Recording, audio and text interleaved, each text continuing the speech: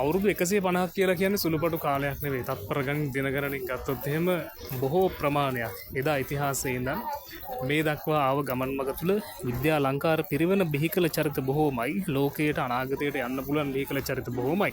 මේ චරිත බිහි කරන අතරතුරේ 150 වෙනි සංවත්සරය සමරන ජලසිහ අභිමන් මේ වැඩසටහන් මාලාවක එක්තරා අවස්ථාවක් තමයි මේ ප්‍රදර්ශන භූමිය. ඊයේ දවසේ පැවැත්වුණ අද දවසේ සහ හෙට දවසේ මේ ප්‍රදර්ශනය පැවැත්වෙනවා. ඒ ප්‍රදර්ශනයේ මට දැක ගැනීමේ හැකියාවක් ලැබුණා. ටිකක් විශේෂ ස්ථානයකට මම ඇවිල්ලා ඉන්නවා. මගේ එක්ක ඉන්නවා ආදරණීය හිතවතෙක්. අයිබෝන් ඔබට. අයිබෝන්. ඔබේ නම කියමු. මම පසින්දි ලංකර. පසින්ද මොකද්ද විශ්වවිද්‍යාලය? මම කැලණි විශ්වවිද්‍යාලයේ මම අධ්‍යාපන හදාරන්නේ 3 වෙනි වසරේ ශිෂ්‍යයෙක්. ඒ කියන්නේ මේක සම්පූර්ණ මගේ රිසර්ච් එකක් විදිහට තමයි මම මේක ඉදිරිපත් කරලා තියෙන්නේ. මේක හීලින් බාත් සිස්ටම් එකක්. ඒ කියන්නේ බෙහෙත් ඔරුව කියන එක තමයි මේ හදලා තියෙන්නේ. අපිට අනුරාධපුර පොළොන්නරු යුගයේදී අපිට හම් වෙනවා ගලින් කරන ලද බෙහෙත් ඔරුව. ඒක වර්තමානට වෙදී හොටෙල් ස්පා අපි ගත්තොත් එහෙම ඒවැය හදන්නේ බාත් ටබ් එකට බෙහෙත් යොදලා තමයි නිකම්ම රෝගියා බැස්සීම තමයි කරලා තිබ්බේ. හැබැයි මේක අපේ තාක්ෂණය සහ අපේ ජෙනරේෂන් එකට ගැලපෙන විදිහට මොඩර්න් විදිහට තමයි මේක හදලා තියෙන්නේ. ඒකෙදි කරලා තියෙනවා මම බෙහෙත් ටික බෙහෙත් ටැංක් එකකට අරගෙන තියෙනවා. ඒකෙදි බෙහෙත් ටික අපි බාත් ටබ් එකට යොදාන්නේ නැහැ. වෙනම ඒක අරගෙන තියෙනවා. ඒ ගැන කතා කරනකොට මේක සම්පූර්ණම රොටේෂන් එකක් තමයි ක්‍රියාවලියක් සිද්ධ වෙන්නේ. මේ රොටේෂන් ක්‍රියාවලිය ගැන කතා කරනකොට මේ සම්පූර්ණ වතුර ටිකම තමයි ආපහු උඩ ගිහිල්ලා පල්ලෙහාට එන්නේ. ඒකෙදි මේ ටැංකියේ තියෙන බෙහෙත් වර්ග සියල්ල දිය වෙලා රෝගියාට ලබා ගැනීමට හැකියාව වෙන්න තමයි මේක හදලා තියෙන්නේ. ඒ වගේම මේක සම්පූර්ණ පංච ඉන්ද්‍රියන් පහම පිනවන නිර්මාණයක්. ඒ කියන්නේ ඇස මේ නිර්මාණය ඒ කියන්නේ රෝගියා මෙතන ඉන්නකොට අපිට උඩ බලපුවහම පේන්නේ සම්පූර්ණම රෝගියාට පේන්නේ ලස්සන නිර්මාණයක්. ඒ හරහා රෝගියාගේ තියෙන මනසේ තියෙන ව්‍යාකූලතා සුව වෙන්න තමයි මේක හදලා තියෙන්නේ. ඒ වගේම කන ගත්තොත් එහෙනම් මේ වතුර වැටෙන ශබ්දය අහන් ඉද්දි මනස නිරවුල් වෙන්න තමයි මේක හදලා තියෙන්නේ. දැන් අපිට මේ ශබ්දය හරියටම ඇහෙන්නේ නැහැ මේ අපේ අවකාශයත් එක්ක.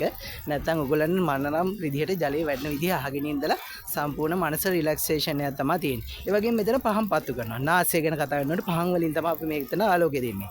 අපි ස්පා එකකට ගියොත් එහෙම දුමායනය කියන ක්‍රියාවලිය තමයි මේ දුම් වලින් තමයි අපේ මනස නිරවුල් කිරීමක් සිද්ධ කරන්නේ. ඒතකොට තල තෙල්, ලබ තෙල්, කොහොඹ තෙල් ආදී විවිධාකාර වූ තෙල් වර්ග භාවිතා කරලා තමයි මේ පහන් පත්තු කරලා මේ සුවඳින් අපේ මනස නිරවුල් කිරීම කරලා තියෙන්නේ. හැබැයි මේකෙදි මම මෙතෙන්ට පාවිච්චි කරලා තියෙනවා පහන් වලින් ඒ සුවඳ ලබා දෙන්න. ඒ වගේම ස්පර්ශය. දැන් මේ වතුර ස්පර්ශයද සම්පූර්ණ රෝගියා සුවපත් වීමම කියන සංකල්පයට තමයි නිර්මාණය වෙලා තියෙන්නේ. ඒකේ පැයක් දෙකක් මේ රෝගියා මෙතන ඉඳලා බහැලා යද්දි සම්පූර්ණ මෙතන අඩිය තියන්නේ අපි ගල් වලට. ඒ කියන්නේ ගල් කියන්නේ ස්නායු. ස්නායු තෙරපීමකට ලක් කරලා මෙතනින් බහැලා යන්නේ රෝගියා සම්පූර්ණම සුවය ලබලා කරපු නිර්මාණය.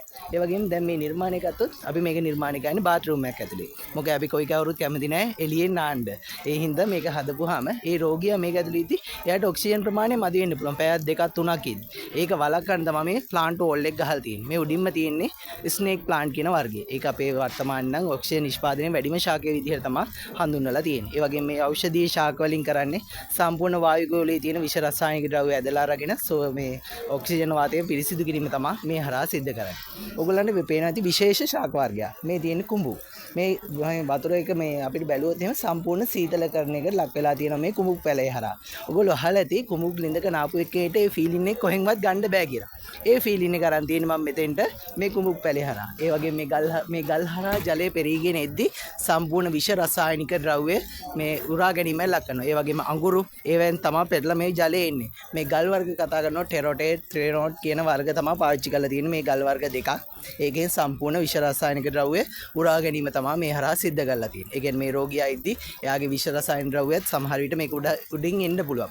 ඒක සම්පූර්ණ වළක්වන්න තමයි ඒ වර්ග භාවිතා කරලා තියෙන්නේ. ඒ වගේම අඟුරු වලිනුත් පෙරීම ලක් කරලා සම්පූර්ණම බෙහෙත් වලින් තමයි රෝගියාට සුවය ලබන්න තමයි හදලා තියෙන්නේ. ඒ වගේම ලයිට් සිස්ටම් එක අපිට පේන්නේ නැහැ මේ වෙලාවේ. ඒත් මේ ලයිට් සිස්ටම් එකෙන් ඒ කියන්නේ රෝගියාගේ ඇස් වලට කිසිම හානියක් නොවෙන්න කරපු නිර්මාණයක්.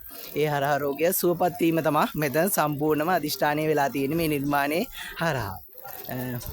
හැබැයි මේ ලංකාවේ තුල මේ වගේ නිර්මාණයක් කොහෙවත් හම්බෙන්නේ නැහැ. හොටෙල් සිස්ටම් එකේවත් ස්පා සිස්ටම් එකේවත් කොහෙවත් හම්බෙන්නේ නැහැ. මේක ලංකාවේ දෙවෙනි වතාවට තමයි මේ ප්‍රදර්ශනයේදී එළි දක්වලා තියෙන්නේ කියලා මට කියන්න පුළුවන්. ඔවිසෝදී පසින්දු මේ තියෙන්නේ පසින්දුගේ විස්කම් නිර්මාණ කරන්න බලාපොරොත්තු වෙලා තිබුණු අරමුණු ඉටවුණු ඒ පුවරු ඔබට මේ ප්‍රදර්ශන භූමියට ආවොත් මේවා නරඹන්න හැකියාව තියෙනවා. පසුඳුගේ කාඩ් එකක් තියෙනවා.